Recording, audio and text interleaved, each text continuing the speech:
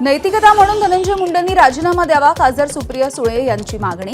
सरपंच हत्या प्रकरणामध्ये सर्वपक्षीय बैठक बोलावण्याची सुद्धा सुप्रिया सुळेंची मागणी।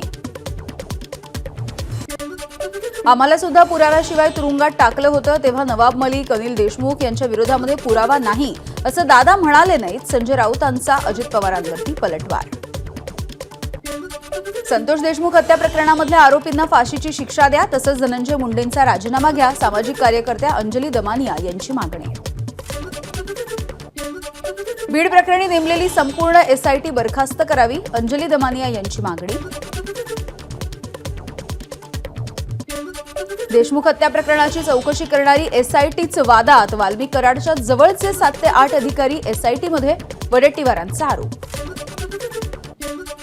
बीडमधील संपूर्ण पोलीस खातं बरखास्त केलं पाहिजे, तसंच देशमुख हत्या प्रकरणाचा खटला बीडच्या बाहेर चालवावा, संजय राऊत यांची मागणी। धनंजय मुंडेंच्या विरोधामध्ये करुणा शर्मा यांची हायकोर्टामध्ये धाव, धनंजय मुंडेंनी पहिल्या पत्नीच्या नावावरील मालमत्ता आणि कोर्टातील प्रलंबित प्रकरणांची माहिती लपवल्याचा आरोप। सुरेश धस आधी बोलतात, नंतर माघार घेतात। सुरेश धस यांनी निर्भयपणे लढाई सुरू ठेवावी, आम्ही सोबत आहोत, संजय राऊतांचा धस यांना पाठिंबा। राज्य मंत्रिमंडळाच्या बैठकीनंतर आमदार सुरेश धस आज मुख्यमंत्री फडणवीसांची भेट घेणार।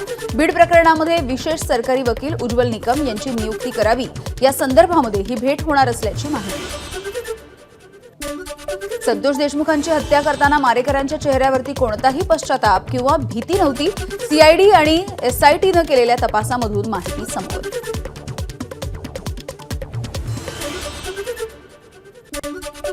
सरपंच संतोष देशमुख यांच्या हत्येच्या निषेधार्थ लातूरमध्ये आंदोलन, धनंजय आणि पंकजा मुंडेंच्या राजीनाम्याची आंदोलकांची मागणी।